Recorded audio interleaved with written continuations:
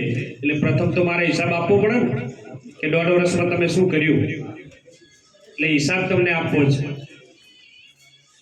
તો છેલ્લા પેટા ચૂંટણી જીતાડી અને અગાઉ 7 વર્ષમાં કામ નતા થયા એ 1.5 વર્ષમાં કામ કરી બતાવ્યા છે. એનો હિસાબ આપવા માટે આજે તમારી સમક્ષ આપ્યો. ત્યારે તમે મારા ઉપર ભરોસો મૂકી અને વિધાનસભાની અંદર મૂક્યો છે, ત્યારે મારી પણ ફરજ થાય છે કે તમને હિસાબ આપવો છે. તો 1.5 વર્ષની અંદર 2000 થી વધારે કરોડના કામો આપણા વા વિધાનસભાની અંદર કર્યા છે. અને એ મેં સોશિયલ મીડિયામાં પણ મેં મોકલ્યો છે. બધે આ ખાલી કેવા ખાતર નથી, કરી બતાવ્યા છે એના કામો છે. એ રોડ રસ્તા હોય કે ગામના વિકાસના અનેક કામો હોય, સ્કૂલના કામો હોય, તમામે તમામ કામ એમાં આવી ગયા. પણ એનાથી વધારે સીએમ સાહેબ આપણને આપણા વિસ્તારમાં જ્યારે અતિવૃષ્ટિ આવી ત્યારે આપણને આપણા ગામડાની અંદર જે પાણી ભરાતું હતું એ પાણીના નિકાલ માટે આપણને 2500 કરોડ રૂપિયા એ પણ આપણને મંજૂર કરી આપ્યા છે. એના સિવાયના 2000 કરોડ છે. એટલે આપણા વિસ્તારની અંદર આપવામાં કાંઈ બાકી રાખ્યું નથી. જો આપણને ભારતીય જનતા પાર્ટી આટલું આપતી હોય તો આપણે વોટ ક્યાં અપાય? તમને પૂછું, ક્યાં અપાય? ભારતીય જનતા પાર્ટીને અપાય. એમાંય તમારા બધાના ભરોસે અને આ વિસ્તારના વિકાસ માટે ભારતીય જનતા પાર્ટીની સરકારે તમારા દીકરાને 18 આલમના દીકરાને સરકારની અંદર સમાવેશ કર્યો. અને આ ગુજરાતની અંદર પ્રથમ કિસ્સો છે કે 12 મહિનાની અંદર પેટા ચૂંટણી હોય અને તમારા દીકરા તમારા બધાના ભરોસે જો સરકારની અંદર સમાવેશ કર્યો તો આ પહેલી વાત છે. એટલે આપણે ગર્વની વાત છે કે આ વિસ્તારની અંદર આટલું બધું સરકાર આપતી હોય તો હવે વોટ આપણે ક્યાં અપાય? કમળને અપાય. ભારતીય જનતા પાર્ટીના નિશાનને કમળને વોટ અપાય. અને એનાથી વધારે આપણે જિલ્લાનું કામ પડતું ત્યારે ક્યાં જવું પડતું? પાલનપુર. આજે આખો દિવસ બગાડીએ, આર્થિક રીતે પણ આપણને નુકસાન થાય અને આખો દિવસ આપણો બગડે.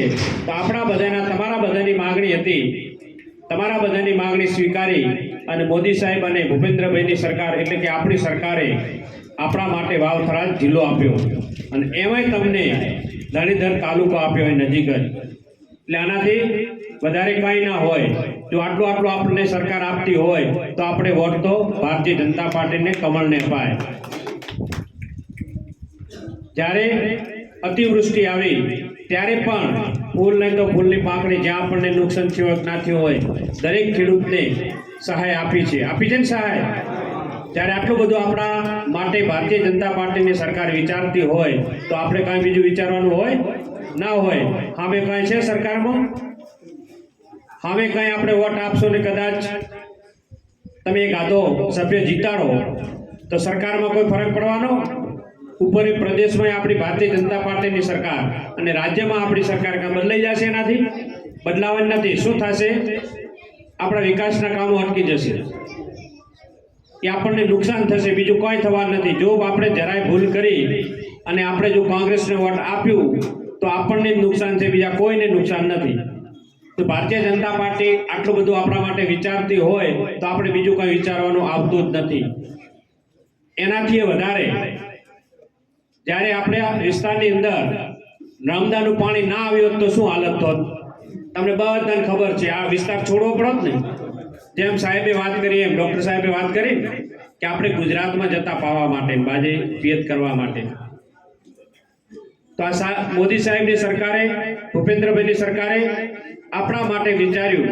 અને જ્યારે કોંગ્રેસની સરકાર હતી ત્યારે ખાલી એ વાતો કરે કે યોજના તો કોંગ્રેસની સરકારે બનાવી હતી, પણ આપણે મકાન બનાવવું હોય ત્યારે નકશો ગમે તે પાસે એન્જિનિયર પાસે બનાવો, પણ એને ઊભું કરીએ ત્યારે થાય.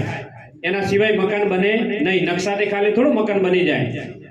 એમને સર્વે કર્યું છે પણ 60 વર્ષથી એમને પડ્યું હતું સર્વે કરી. સરકાર એમની હતી અને મંજૂરી નતા આપતા. જ્યારે મોદી સાહેબ મુખ્યમંત્રી બન્યા અને ઉપવાસ ઉપર બેઠા ત્યારે આ નર્મદા કેનાલનું કામ શરૂ થયું. ત્યારે આપણા જે દરવાજા જે ઊંચાઈ આપણે વધારવાની હતી એ ઊંચાઈ મોદી સાહેબે વધારવાની છે. એ ઊંચાઈ વધી ત્યારે આપણા સુધી પાણી પહોંચ્યું. જો એ દરવાજાની ઊંચાઈ ના વધી હોત તો આપણા સુધી પાણી પહોંચોત નહીં. મેન તો આપણને પાણી મળ્યું, બીજું કાંઈ ના મળે તોય આપણે વોટ કેને આપવું પડે? મોદી સાહેબને આપવું પડે, કમળને વોટ આપવું પડે. એક પાણી બીજું કાંઈ ના મળે તોય મોદી સાહેબે આપણી ચિંતા કરી. પાણી સિવાય પણ આપણા ખેડૂતના ખાતામાં 2,000 રૂપિયા આવે છે, આપણને ખબર નથી હોતી. 12 મહિનાના 6,000 રૂપિયા આવે છે ને બધાને. અને એક ખાતાની અંદર 5-6 ખાતા હોય તો 30-40 હજાર રૂપિયા આવે એક ખેડૂતને. આટલી બધી આપણા માટે સરકાર વિચારતી હોય તો આપણે બીજું કોઈ વિચારવાનું હોય ના હોય. આપણે તો ભારતીય જનતા પાર્ટીને વોટ આપવું પડે. અને અગાઉ આપણે જોયું 7 વર્ષ અહીં આપણો પ્રતિનિધિત્વ નહોતું ત્યારે આપણું કામ થતું હતું? કોઈ કામ નતા થતા. અને જ્યારથી 1.5 વર્ષથી આપણે ભારતીય જનતા પાર્ટીનું કમળ ખીલ્યું ત્યારથી આપણા વિસ્તારને કોઈ ગામ એવું નહીં હોય કે વિકાસના કામો ન થતા હોય. રોડ રસ્તાઓ થશે, બધું થશે, પણ ક્યારે થશે? આપણી સરકાર હશે ત્યારે. હાલ આપણે સરકારમાં બેઠા છીએ, રોડ આપણા વિસ્તારના ઘણા બધા કરવાના બાકી છે. કે કારણ કે અગાઉ 7 વર્ષ કોઈ ધ્યાન આપ્યું નથી અને રોડ પણ થયા નથી. એમાં પણ આપણે સમય થોડો જોશે. આપણે કહીએ કે આજના જ કાલના કરી આપો તો પણ એ બજેટની વ્યવસ્થા પ્રમાણે થતું હોય. સરકારનું બજેટ જે રોડ માટે આવતું હોય એ વ્યવસ્થા પ્રમાણે આપણા રોડ થતા હોય. અને સીએમ સાહેબે પણ આપણે ધીમાની અંદર આપણને કીધું છે કે તમને વારાફરતી તમારા રોડ બધાય કરી આપશું, ગામથી ગામ જોડતા હોય. એટલે તમે ચિંતા ના કરતા, તમારો દીકરો બેઠો છે, રોડ પણ બધા કરાવી આપશે. પણ થોડો સમય તમારા દીકરાને આપવો પડે. એકે હારે બધું નહીં થઈ જાય. વારાફરતી તમામ રોડો કરાવીશ. મારા ઉપર ભરોસો રાખજો. મારે આ વિસ્તારનું કામ કરવું છે. આ વિસ્તારની અંદર દરેક એવા કામ કરવા છે કે તમે બધાએ જે વોટ આપ્યું છે એ વોટનો તમને ગર્વ થવો જોઈએ કે અમે વોટ સાચી દિશામાં આપ્યું છે. આ તમારા દીકરા ઉપર ભરોસો રાખજો. જે પણ કામ કરીશ એ સારા જ કામ કરીશ. જો 1.5 વર્ષની અંદર 2,000 કરોડના કામ કર્યા, 2,000 રૂપિયા કરોડના કામ કર્યા હોય તો પછી તમારાથી પાછો નહીં રહું. કારણ કે હજુ ઘણા બધા આપણે કામ કરવાના છે. ખાસ તો રોડના કામ બાકી છે. એટલે વારાફરતી તમામ રોડો પણ થઈ જશે. તે તમામને વિનંતી કરવા આવ્યા છીએ કે આપણો અવસર આવ્યો છે મોદી સાહેબનો, અને સામે કોંગ્રેસમાં કશું નથી.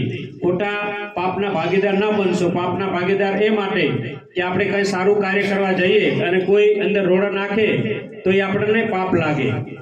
તો ભારતીય જનતા પાર્ટી ઉપર સરકાર આપણી હોય અને રાજ્યમાં આપણી હોય, અને હવે તો આ વિધાનસભામાં પણ સરકાર આપણી.